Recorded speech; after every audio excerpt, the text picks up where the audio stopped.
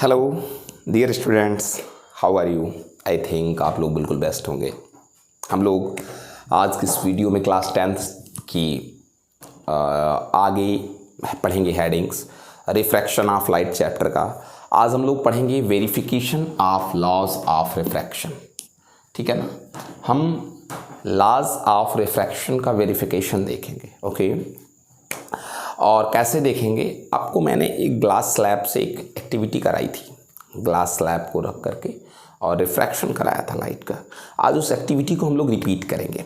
Actually हम करेंगे क्या, ये हमारा ग्लास स्लैब है, ये इंसिडेंस है, इंसिडेंस रे, ये रिफ्रैक्टेड रे एंड ये इमर्जेंट रे। ठीक है, अगर हम केवल इस सरफेस पर रिफ्रैक्शन को स्टडी करें on the A B, okay, then this is angle of incidence and this is angle of refraction. okay, and मैं यहाँ पर एंगल ऑफ इंसिडेंस की वैल्यू 30 डिग्री लूँगा। ठीक है ना, angle of incidence, angle of incidence मैं इनकी value how many degree, 30 degree मैं लूँगा। ओके बेटा, देन जब आप एंगल ऑफ इंसिडेंस 30 डिग्री लेंगे, फाइंड आउट कर लें उस एक्टिविटी से जो मैंने आपको ग्लास स्लैब से रिफ्रैक्शन करना बताया था। आप 30 डिग्री इसको रख करके एंगल ऑफ रिफ्रैक्शन देख लें, और एंगल ऑफ रिफ्रैक्शन जो आपको मिलेगा बेटा वो 90 डिग्री एंगल ऑफ रिफ्रैक्शन जो आपको मिलेगा वो 19.5 डिग्री नियर अबाउट टू मिलेगा आपको। ठीक है बेटा, फिर हम क्या करेंगे, इसी एक्टिविटी को बार बार रिपीट करेंगे, लेकिन इस एंगल ऑफ इंसिडेंस को क्या करते हुए, चेंज करते हुए। मैं एंगल ऑफ इंसिडेंस को ले रखा हूँ, मान लेते हैं एंगल ऑफ इंसिडेंस 35 डिग्री में ले लेता हूँ।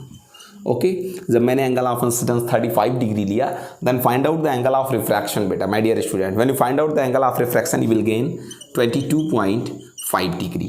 Then we change the angle of incidence, that will be 40 degree. Then I will get the angle of refraction. हम यहाँ से angle of refraction को find out करेंगे, that will be 25.5 degree. Then we will gain, change कर देंगे angle of incidence को फिर से, ये हम कितना कर दें, अगर हम इसको 45 डिग्री कर दें बेटा, देन एंगल ऑफ जो रिफ्रैक्शन हम देखेंगे, फाइंड आउट करेंगे, वो 28 डिग्री हमको मेन। ठीक है ना, एंड वंस अगेन एक बार और बेटा हम एंगल ऑफ इंसिडेंस को 50 डिग्री ले लिए, कर लिए इस आई को, then I will gain the angle of refraction, वो 31 डिग्री है।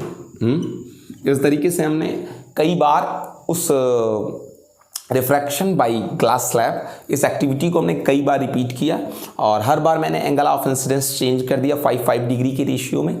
ठीक है ना, and angle of refraction find out किया 19.5 degree, 22.5 degree, 25.5 degree, 28 degree, 31 degree, ये हमने गेन किया। ओके बेटा, अब हम आपसे क्या चीज़ कहते हैं, हमने इसको एक टैबलेट कर लिया, एक टेबल में लिख लिया ऐसे, angle of incidence, angle of refraction. फिर हम क्या करते हैं बेटा, हम एक रेशियो फाइंड आउट करेंगे। हम एक क्या फाइंड आउट करेंगे, रेशियो।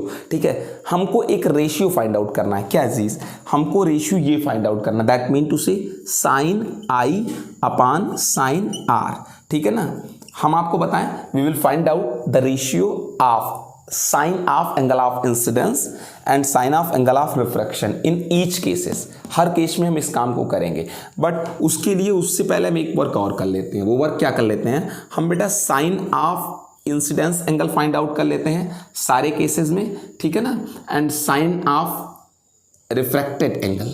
ठीक है ना, मतलब साइन आई गेन करेंगे एंड हम साइन आर गेन करेंगे इन एवरी केस। ओके, इनको गेन करते हैं, जब वैल्यू फाइंड आउट करते हैं बेटा साइन आई, ठीक है ना, फॉर ये एंगल ऑफ इंसिडेंस को आई, एंगल ऑफ रिफ्रैक्शन का आर कहते हैं, यही है बेटा। ठीक है ना, तो जरा साइन आई फॉर 30 डिग्री के लिए हम फाइंड आउट करते हैं, और जब ये वैल्यू फाइंड आउट करते हैं बेटा तो वो हमको मिलेगा 0.50। ठीक है ना, and sine r mean to say 19.5 के लिए जब हम फाइंड आउट करते हैं बेटा, वो हमको मिलेगा बेटा, कितना मिल जाएगा, 0.33 मिलेगा। Okay, now sine i for 35 degree वो हमको मिलेगा बेटा 0.57, एंड देन साइन आर की वैल्यू 22.5 डिग्री के लिए वो हमको मिलेगा बेटा 0.38। Okay, and then sine 40 degree, sine of i, i is equal to 40 degree, then जो हमको वैल्यू मिलेगी 0.64, एंड ये 0.43 फॉर साइन 25.5 डिग्री। हम एंगल ऑफ इंसिडेंस का sine and angle of refraction का भी क्या बेटा, साइन फाइंड आउट करेंगे। फिर 45 डिग्री के लिए 0.71 एंड पॉइंट कितना हमको मिल जाएगा बेटा, ये 47।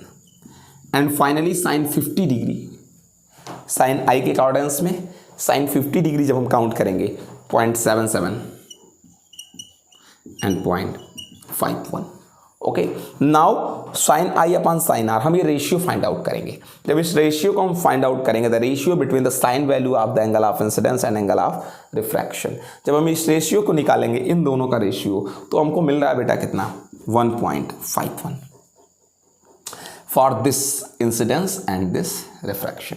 ठीक है ना। फिर हमको मिल रहा है यहाँ पर 1.50, फिर हमको क्या चीज़ मिल रखा है बेटा, 1.49, फिर हमको क्या चीज़ मिल रहा है 1.51, फिर 1.50। अब मैं आपसे अगर कहता हूँ ज़रा से इस टेबल को आप देखें, अगर आप इस टेबल को देखते हैं बेटा, when you observe this table you will get that the ratio of sin I upon sin R is approx same, constant in every case, first, second, third, fourth and fifth। जब light rays air to glass से आ रही है, air to glass on the surface A B, मैंने sine आई upon sine R जब find out किया, तो हर केस में we will get a constant value, that is 1.51, 1.50, 1.49, 1.51, 1.50। ये एक तरीके से कांस्टेंट वैल्यू, एंड ये मैंने पहले ही कहा था कि for any given two media, कोई भी दो मीडिया के लिए sine I upon sine r is equal to constant, that is prove here. Okay, so this sin I upon sin R have a constant value. It's proof, it's clear, it's verify the Snell's law that ratio of sin of incidence and sin of refraction is constant. It's proof the Snell's law of refraction. Okay, it is second law of refraction, Snell's। ठीक है, laws of refraction के two rules हैं, first and second. Second is Snell's rule, what is that, the ratio of the angle of incidence and angle of refraction for a definite colour of light for given two medias is constant. Ratio of sine I and sine r is constant. ये proof हो गया इस table से। Okay, उसके बाद मैं आपसे कि ये कहूंगा, what is that, if you trying to understood the incident ray PO, the refracted ray OO dash and the normal to the surface AB at the point of incidence, these three things are at same plane, that is my Bode's plane। ये तीनों same plane पर लाई कर रही हैं, यानी first rule, first law भी refraction का verify हो रहा है यहां पर। Okay, now there is another way of verification of Snell's law. क्या स्नेल लॉ की वेरिफिकेशन का कोई और भी वे है? By any another way we can prove the Snell's law? Yes, there is also a way to prove the. Actually हम एक graph plot करेंगे sine I and sine r के बीच, sine I and sine r के बीच हम एक graph plot करेंगे, sine r and sine आई के बीच, इन वैल्यूज के बीच हम एक ग्राफ प्लॉट करेंगे। हम सबसे पहले फर्स्ट पेयर के लिए साइन आई की वैल्यू एंड साइन आर के लिए ट्रेस करेंगे। मान लीजिए sine I and sine r के लिए ये मिला, फिर इस वाली sine I and sine r के लिए, फिर इस वाली sine I and sine r के लिए ग्राफ प्लॉट करेंगे। यू नो बेटा, we will get a straight line when we plot the graph between sin I and sin R, on a graph paper, we will get an straight line, and a straight line shows that sin I is directly proportional to sin R. तभी straight line मिल सकता है. So sin I is constant into sin R. That sin I upon sin R is equal to K. It also verify this graph between sin I and sin R is a straight line. Graph का straight line present हो जाना ये भी show करता है that कि sine I and sine R का जो रेशियो है for a colour of given two medias is constant. Okay, this is Snell's law of refraction.